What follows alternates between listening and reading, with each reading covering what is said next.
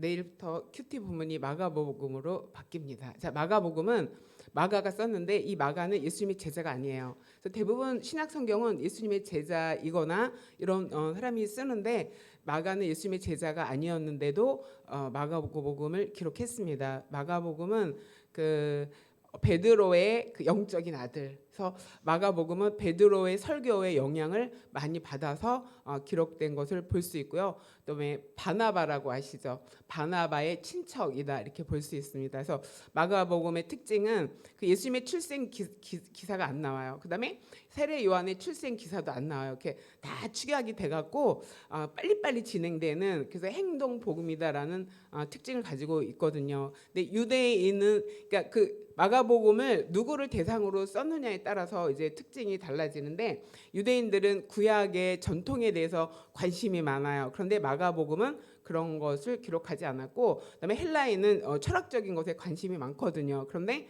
마가복음은 그것과도 상관없는 그래서 이방인 그리스도인에게 썼을 거다 해갖고 로마에 사는 그런 그리스도인에게 쓴 책이다. 그래서 그 마가복음의 대상이 로마 사람인데 로마 사람들은 행동하는 것을 굉장히 중요하게 여긴다고 합니다. 그래서 마가복음이 진행이 굉장히 빠르고요. 군더더기 없이 글이 전개되는 것을 볼 수가 있습니다.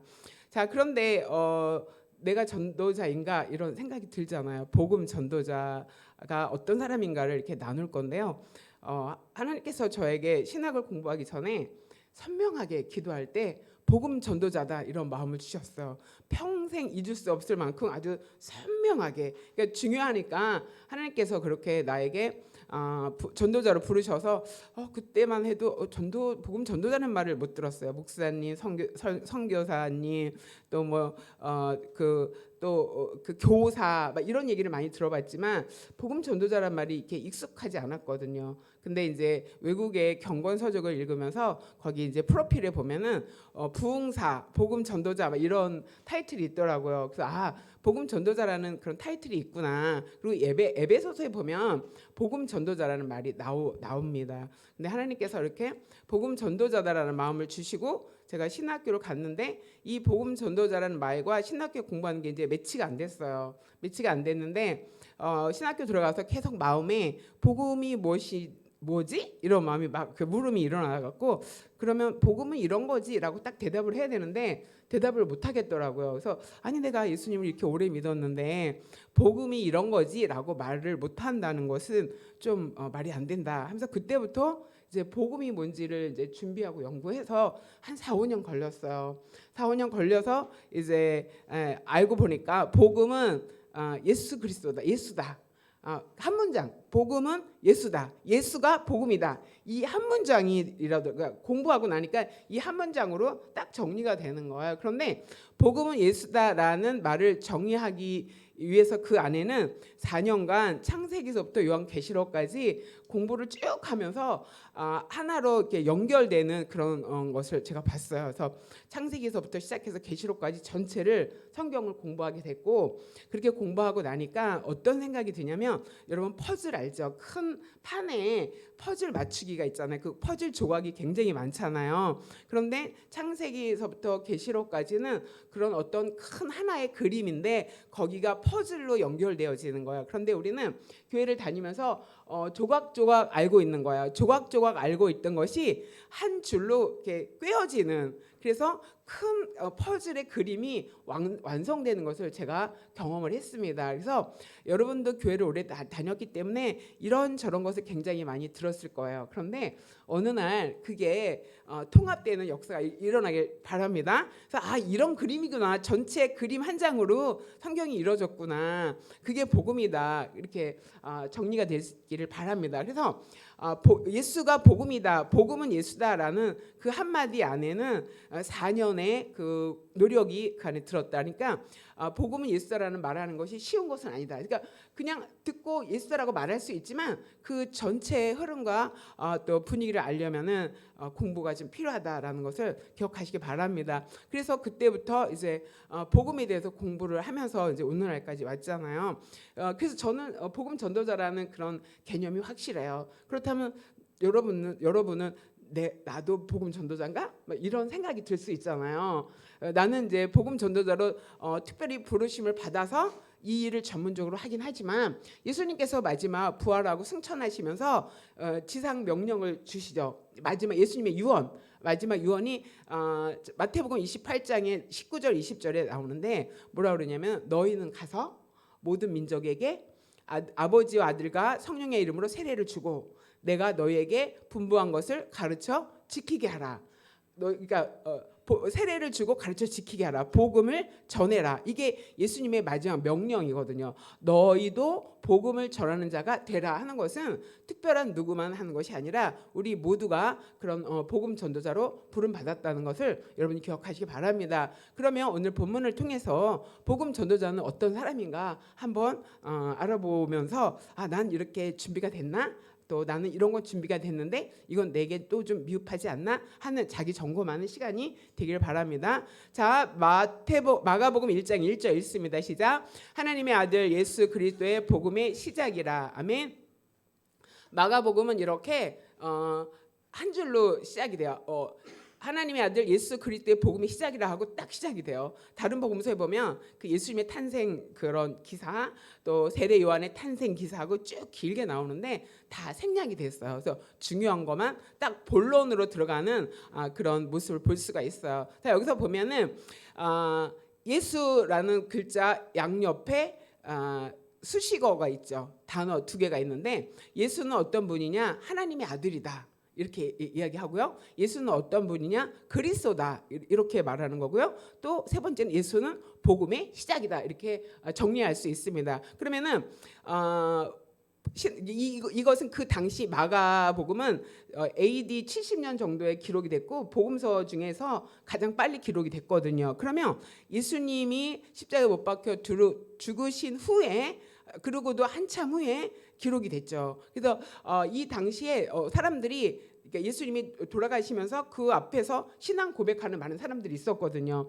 그 사람들의 신앙 고백의 특징이 뭐냐면 예수님은 하나님의 아들이다 이런 신앙 고백을 했고 예수님은 그리스도라는 신앙 고백을 많은 사람이 하고 있었습니다. 그런데 마가가 이것을 한 문장으로 묶은 거죠. 그러니까 이것은 마가의 신앙 고백일 수도 있다라고 보시면 됩니다.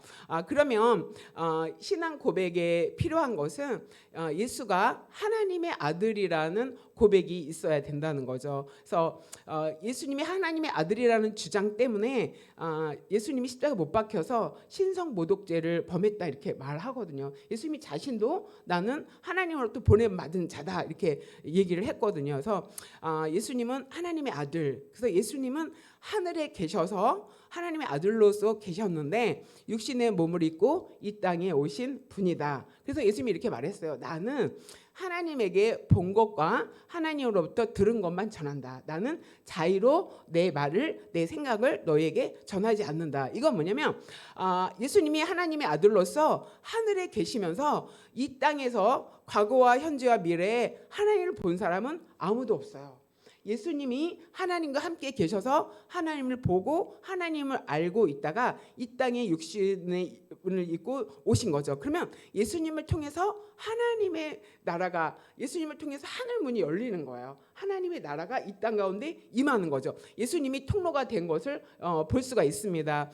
그러니까 우리 안에는 그 예수님을 통해서 하나님을 본 사람은 예수님밖에 없기 때문에 예수님이 전해준 그 모든 것을 복음서를 통해서 우리가 읽으면서 누구를 만나는 거냐? 하나님을 만나는 거죠. 그런데 그 예수님은 독생하신 하나님의 아들이라는 고백이 우리 안에 있어야 된다. 그것이 나의 신앙 고백이 되어야 된다라는 것을 말해주고 있고요. 그다음에 그리스도라는 말은 기름 부음을 받은 자라는 뜻이거든요. 그래서 이 그리스도라는 것은 메시아라는 말과 같은 말인데 구약에 기름 부음 받는 3가지 직분이 있었습니다. 왕이 될 때 기름 부음을 받고 선지자가 될 때 기름 부음을 받고 제사장이 될 때 기름 부음을 받습니다. 그러면 그리스도라는 그 이름 안에는 예수님의 3중직 3가지 직분이 있는 거예요. 그것은 뭐냐면 예수님은 왕이다. 이런 뜻이에요. 그다음에 예수님은 제사장이다. 대제사장이다. 그 대제사장으로 우리 예수님과 하나님과 우리 사이에 중보 역할을 하는 구원자다라는 의미가 있고요. 그다음에 예수님은 선지자다. 선지자는 하나님으로부터 말씀을 듣고 하나님의 음성을 하나님의 말씀을 우리에게 대언해 주는 사람이거든요. 그러면 예수가 그리스도라는 말은 우리가 이런 고백을 해야 돼요. 예수님은 나의 왕입니다. 라는 고백이 있어야 되고요. 내 삶을 통치하시는 분. 그다음에 예수님은 나의 구원자입니다. 대제사장 구원자입니다라는 고백이 있어야 되고요. 예수님은 하나님의 말씀을 대언하시는 분입니다. 이런 고백이 우리 안에 있어야 됩니다. 그래서 예수님은 이런 분이다라는 인식을 여러분이 하고 있다면 예수님이 어떤 분인지 알아야 되죠. 복음이 뭐냐? 복음은 예수다. 예수가 복음이다 이렇게 말했잖아요. 그러면 예수가 어떤 분인지 알아야 됩니다. 그래서 하나님의 아들은 예수님의 신분, 그리스도도 예수님의 신분을 말해주고 있고 그리스도 안에 예수님의 세 가지 직분을 또 우리에게 말해주고 있습니다. 그래서 여러분의 그 신앙 고백 안에 예수님 주는 나의 왕이십니다. 나를 다스리는 분입니다라는 고백이 있기를 소망합니다. 예수님은 나를 죄 가운데 구원해 주신 구원자 대제사장이십니다. 예수님을 통해서 하나님의 음성을 듣고 하나님의 말씀을 듣는 그런 예수님은 나의 대언자이십니다라는 고백이 있어야 됩니다. 그 다음에 예수 그리스도의 복음의 시작이다 이렇게 말하잖아요. 복음이 예수님을 통해서 시작됐다라는 것을 선포하는 거예요. 그러면 마가복음 이전에는 구약과 신약의 사이에 400년의 침묵의 기간이 있었잖아요. 그래서 침묵의 기간이 있다가 그 침묵을 깨고 세례 요한이 주님의 길을 예비하면서 이제 우리에게 나타나면서 얘기하죠. 주님의 길을 예비하는 자로 나오잖아요. 그러면 여기서 복음의 시작이라는 것은 그 아르케라는 헬라어를 가지고 있습니다. 아르케인데 이 아르케가 시작이다는 뜻인데 이 아르케는 태초에 창세기 1장 1절 태초에 하나님이 천지를 창조하시니라 그 태초라는 말과 아르케 이 복음의 시작이라는 말이 어원이 같아요. 그러면은 구약은 하나님께서 그 태초는 하나님께서 인류를 시작하시는 그 창조의 하나님 그 시작이 이제 태초의 아르케의 시작이었다면은 마가복음에서 1장 1절에서 복음의 시작은 예수님을 통해서 또 다른 시작이 구원의 은혜의 시작이 됐다라는 뜻이에요. 이거 뭐냐면 재창조를 말해요. 창조 하나님이 태초에 창조하셨는데 그 창조가 죄로 인해서 하나님과의 관계가 막혔잖아요. 그런데 예수님이 구원자로 이 땅에 오셔서 재창조를 시작하셨다. 구약의 창조는 인류의 시작을 말하고 신약의 창조는 하나님 예수님을 통해서 구원이 시작되어지면서 재창조가 시작이 된다라는 것을 여러분이 기억하시기 바랍니다. 그래서 여기 그 시작은 재창조의 시작이 예수님으로부터 시작됐다라는 것을 알리는 것을 이야기하고 있습니다. 자, 예수님이 제자들과 이렇게 지나면서 마태복음 16장에서 물어보죠. 얘들아 사람들이 나를 누구라고 하냐? 그 예수님이 궁금했어요. 제자들과 함께 3년 동안 다니면서 이 제자들이 나를 어떻게 생각하고 예수님을 통해서 복음을 들은 사람들이 예수님을 어떻게 생각하는지 궁금해서 물어봤어요. 그랬더니 제자들이 이렇게 대답했어요.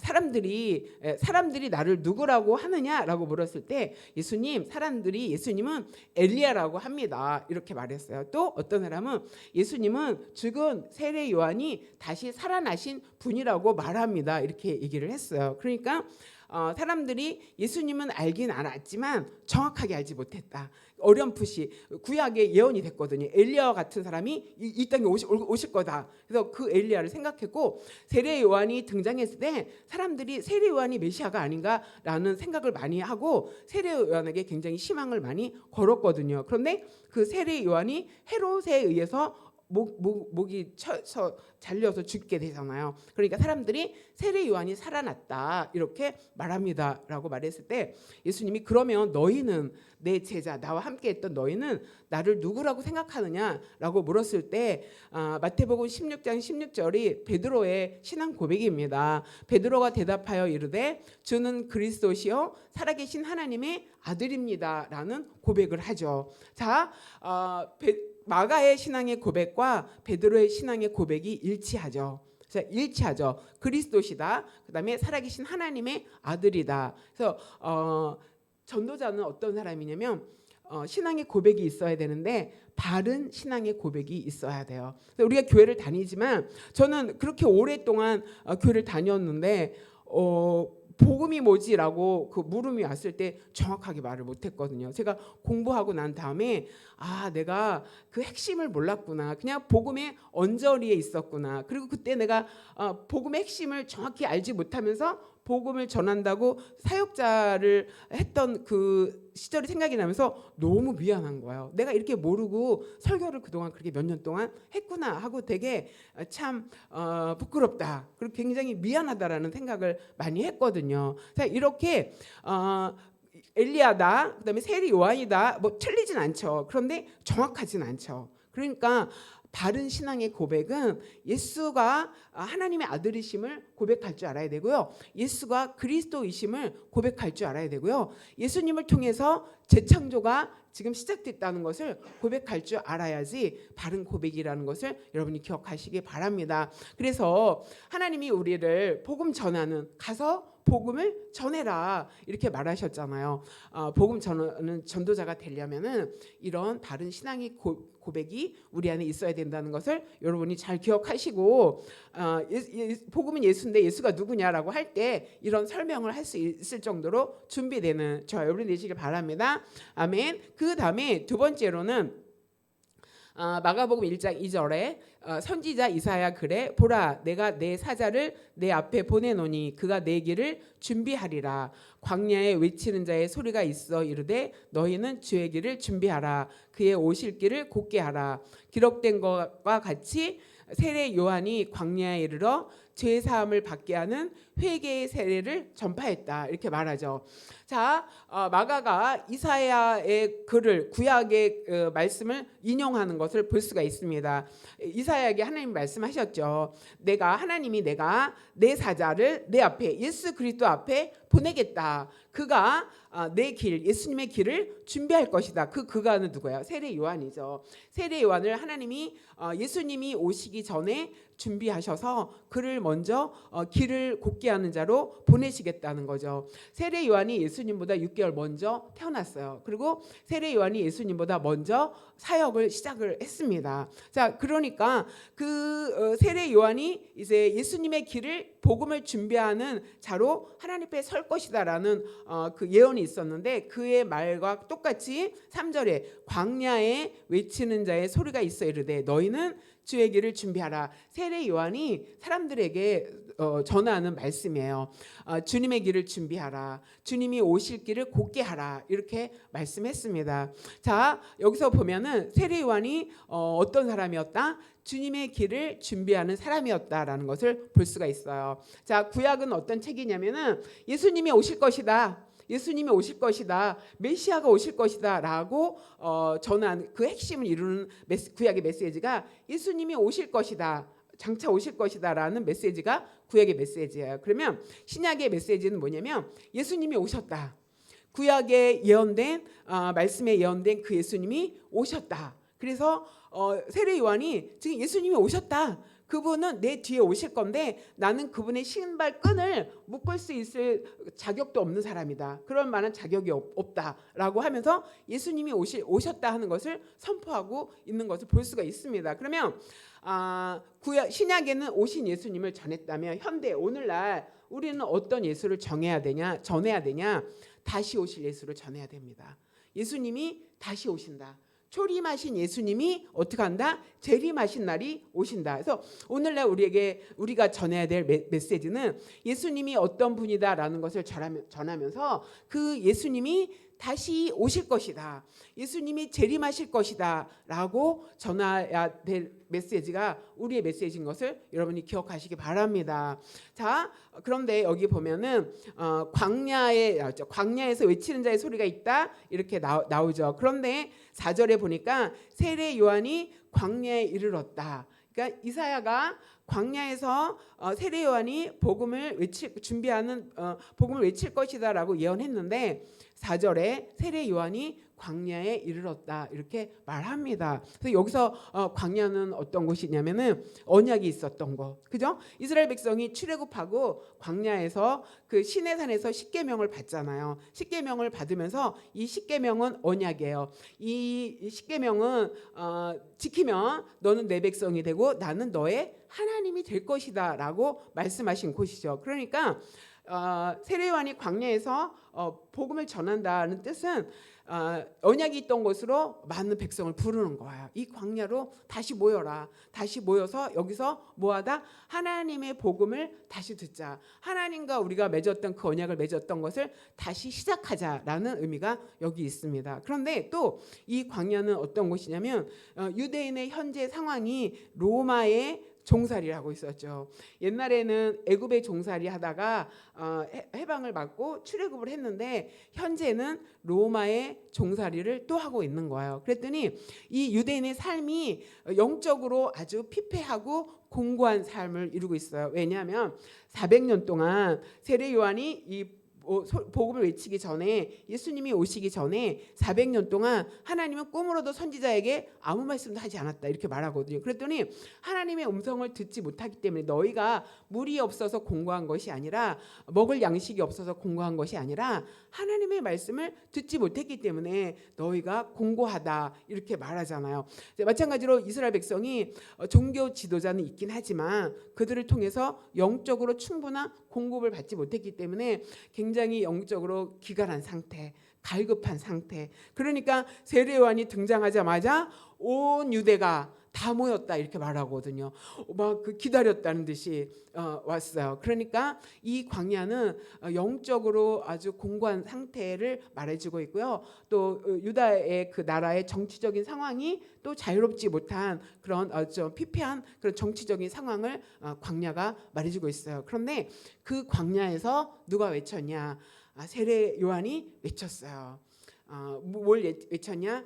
죄 사함을 받는 회개의 세례를 받으라 이렇게 외쳤습니다. 자, 그러면 우리가 복음의 전도자라고 했잖아요. 주님의 길을 준비하는 사람이라고 했잖아요. 그러면 우리가 사는 이 세상이 뭐다? 광야다. 이 세상에서 우리도 세례 요한처럼 그렇게 영적으로 또 정치적으로 또 어떤 삶에서 공고하고 힘들고 어려운 사람을 대상으로 해서 그들에게 주님의 길을 준비하도록 외치고 복음을 전해야 될 줄 믿습니다. 근데 광야에서 세례 요한이 회개의 세례를 전파했다 이렇게 말하잖아요. 그래서 여기서 회개라는 것은 뭐냐면 메타노에오 이래갖고, 메타는 다르게, 근데 노에오는 생각하다. 그래서 회개는 다르게 생각하다. 회개는 다시 생각하다. 뭘 다시 생각하냐면 나와 하나님과의 관계를 점검하면서 잘못된 부분을 다시 생각하면서 마음을 바꾸고 생각을 바꾸고 행동을 바꾸는 거, 그것이 회개죠. 그런데 이 세례는 우리가 성도의 됨을 말해주잖아요. 그래서 세례는 의식을 말하지 세례가 어떤 변화와 능력을 주는 건 아니에요. 그런데 예수님을 만나서 자기가 죄인인 것을 깨닫고 회개한 사람이 세례를 받는 거죠. 그래서 이 세례를 회개의 세례다 이렇게 말하고 있어요. 자, 그러면 전도자는 어떤 사람이냐? 주님의 길을 준비하는 사람이다. 세례 요한만 주님의 길을 준비하는 것이 아니라 오늘 우리도 어디에서? 광야에서. 이 땅에는 지금 하나님을 알지 못하고 예수님을 만나지 못해서 영적으로 굉장히 공고한 사람이 많이 살고 있습니다. 영적으로 공고하다는 것은 음식을 먹지 못해서 공고한 것이 아니에요. 먹을 것이 없어서 공고한 것이 아니고 내 삶에 뭐 여러 가지가 부족해서 공고한 것이 아니에요. 이 우리 마음 안에는 하나님께서 하나님만 채워주실 공간이 이 마음 안에 있어요. 그래서 하나님이 채우실 그 공간에 하나님으로 채우지 못하는 것들 때문에 다 있어도, 부모가 있고 자녀가 있고 좋은 집과 좋은 차가 있어도 뭔가 내 마음이 허전하고 뭔가 내 마음이 비어 있는 것 같은 그런 공간, 그것은 하나님만 채울 수 있는 공간이죠. 그런 사람들이 이 광야에는 너무 많이 있습니다. 그래서 우리가 그 광야의 이 세상에서 그런 사람을 찾아가서 회개할 것을 말해주고, 그다음에 세례를 받을 것을 말해주고, 또 예수님을 믿을 것을 전해야 될 줄 믿습니다. 그래서 예수님이 오셨다, 예수님이 다시 오실 것이다라는 복음을 전하는, 그래서 다시 오실 그 예수님의 재림을 준비하고 주님의 길을 준비하는 저와 여러분 되시길 소망합니다. 아멘. 그 다음에는 마가복음 1장 8절에 이제 나는 너에게 물로 세례를 베풀었거니와 그는 너에게 성령으로 세례를 베푸시리라. 세례 요한이 이어서 계속 말하죠. 앞에서는 회개의 세례 이렇게 말했고, 지금은 물로 세례 이렇게 말하고, 또 예수님은 성령으로 세례를 주실 거다 이렇게 말해요. 그러니까 이 세례의 세례의 세 가지 용어를 사용하는 걸 볼 수가 있어요. 그래서 회개의 세례, 물의 세례, 그다음에 성령의 세례. 자, 물의 세례는 뭘 말하냐면 예수님의 죽음과 부활을 의미하고 있습니다. 그래서 세례 요한은 물 세례까지만 줄 수가 있어요. 그런데 물 세례를 받았다고 해서 거기에 능력이 임하는 것은 아니에요. 그런데 예수님이 주시는 성령 세례를 받으면 그 성령 세례를 통해서 내가 변화되어서 새롭게 살 힘이 성령으로부터 공급받는다 하는 것을 여러분이 기억하시기 바랍니다. 그래서 물 세례도 받아야 되지만 예수님이 주시는 성령 세례도 받아야 된다 하는 것을 아시기 바랍니다. 또 이 부분에서는 성령의 인도함을 받는 사람이 전도자다라는 것을 말해주고 있습니다. 자, 9절에 세례 요한이 8절에 그렇게 선포를 했는데, 그때 예수께서 갈릴리 나사렛으로부터 와서 요단강에서 요한에게 세례를 받으셨다 이렇게 말합니다. 그래서 세례는 사람이 받는 거죠. 죄가 있는 사람이 그 죄를 회개하면서 세례를 받아서 하나님의 백성이 됐다라는 증거를 하는 건데, 예수님은 죄가 없음에도 불구하고 이 세례를 받았습니다. 그래서 우리가 세례를 받는다는 것은 나는 죽었습니다, 나는 죽고 내 안에 예수님이 사셨습니다 라는 것을 고백한다면, 예수님이 세례를 받으신 것은 거기에서 십자가에서 죽고 부활하심을 말해주고 있습니다. 자, 그래서 예수님이 세례 요한에게 세례를 받았어요. 그 다음에 10절에 곧 물에서 올라오실새 하늘이 갈라짐과 성령이 비둘기같이 자기에게 내려오심을 보시더니, 예수님이 세례를 받을 때 물에서 이제 옛날에 이제 침례라고 그 요단강에서 이제 물 속에 잠겼다가 이렇게 나오잖아요. 그때 하늘이 갈라지고 하늘이 열렸다는 뜻이죠. 하늘이 열려서 성령이 비둘기 같은 성령이 예수님께 임하셨다. 그러면서 하늘로부터 소리가 나죠. 무슨 소리가 납니까? 너는 내 사랑하는 아들이라, 내가 너를 기뻐하노라. 아멘. 자, 1절에 하나님의 아들 예수 그리스도의 복음의 시작이다 이렇게 말했잖아요. 마가가 예수님은 하나님의 아들이라 이렇게 선포했잖아요. 그런데 하나님께서는 예수님의 세례를 통해서 예수님이 나의 아들이라는 것을 확신시켜 주셨습니다. 그래서 예수님이 하나님의 아들인 것을 하나님으로부터 확정받는 시간이 세례를 받을 때 일어난 것을 볼 수가 있습니다. 그리고 나는 너를 기뻐한다 이런 말씀을 그 세례를 통해서 들으신 것을 볼 수가 있습니다. 그래서 우리가 전도자가 되려면 세례를 받아야 돼요. 여러분 다 세례를 받았죠? 우리 도윤이 세례 받았나? 그랬습니까? 교례는 안 받았나? 아직 안 받았나? 준영이랑 그때 받으려고 하다가 못 받았나? 아무튼 세례 받아야 됩니다. 전도자가 되려면 기본이 세례를 받아야, 세례 교인 이상 이런 말 하잖아요. 그래서 세례를 받아야 된다. 예수님도 세례를 받으셨다 하는 것을 기억하시기 바랍니다. 마가복음 1장 12절 같이 읽겠습니다. 시작.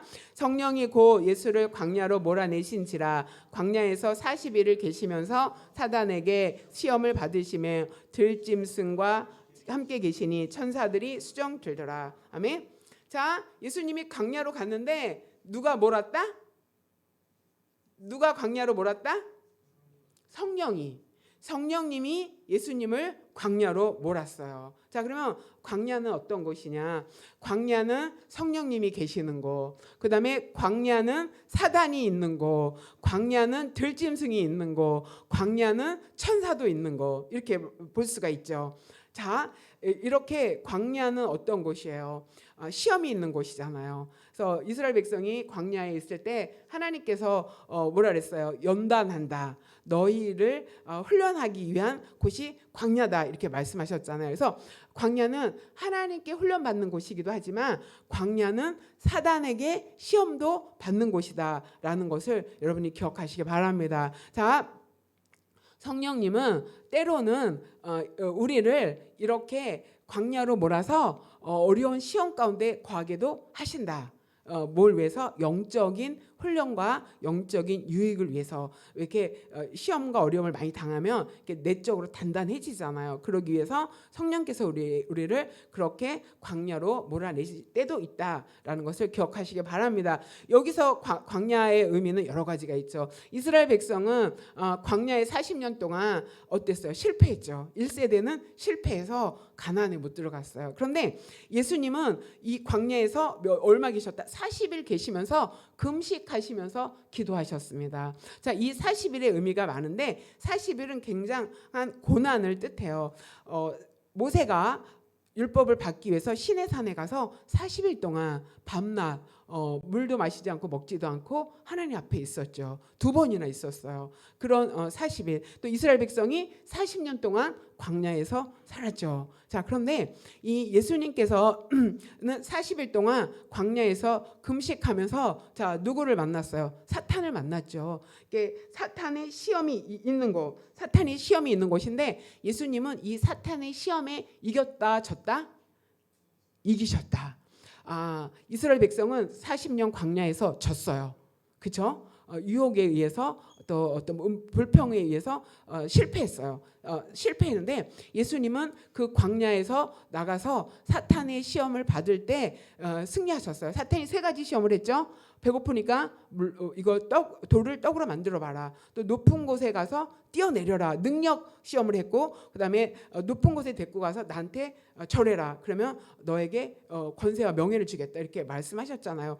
사단은 그렇게 내적인 시험을 예수님께 행했던 것을 볼 수가 있습니다. 오늘 광야는 우리가 사는 세상을 또 지칭하기도 해요. 이 세상에 우리가 살면서 사단의 유혹과 시험이 우리 안에 있다. 그런데 예수님은 말씀으로 이 시험을 이기셨어요. 그러면 우리가 광야 같은 세상에 살고 있는데 수시로 찾아오는 이 시험을 무엇으로 극복할 수 있냐? 말씀으로 이길 수 있다는 것을 여러분이 기억하시기 바랍니다. 그 다음에 들짐승이 있다 그랬죠. 이것은 외적인 유혹이에요. 그 들짐승은 그 당시 표범과 여우가 그 광야에 많았다고 합니다. 그래서 그 광야에 거하면서 그들의 공격을 많이 받아서 위험할 수가 있다. 이것은 외적인 유혹을 받아요. 내적인 유혹은 사단을 통해서 우리가 끊임없이 시험에 노출되고, 외적으로는 그 표범과 여우가 어때요? 우리를 공격하죠. 이 세상에 살면서 우리를 넘어뜨려 하고 시험하려는 그런 존재가 들짐승과 같은 존재가 너무 많죠. 우리를 물어뜯고 우리를 넘어지게 하려는 그 존재가 이 세상에 있다라는 것을 기억하시기 바랍니다. 그런데 사단과 들짐승은 우리를 힘들게 하고 어렵게 하지만 성령과 천사들이 또 그 가운데서 우리를 도와서 이길 수 있도록 또 역사하시는 것을 여러분이 기억하시기 바랍니다. 그래서 성령의 능력을 힘입고 성령의 인도를 받아야 된다. 그래서 성령 하나님께서 우리를 그냥 놔두지 않고 우리가 그 시험에서 이길 수 있는 힘을 주시고, 또 때때로는 이 천사들은 믿는 자들을 돕는 역할을 하는 거거든요. 그래서 보이진 않지만 천천만만의 천사들을 하나님이 보내주셔서 우리를 보호하시고 인도하셔서 이 광야를 잘 지나가도록 역사하신다. 근데 광야에서 뭐 해야 되냐? 기도해야 된다.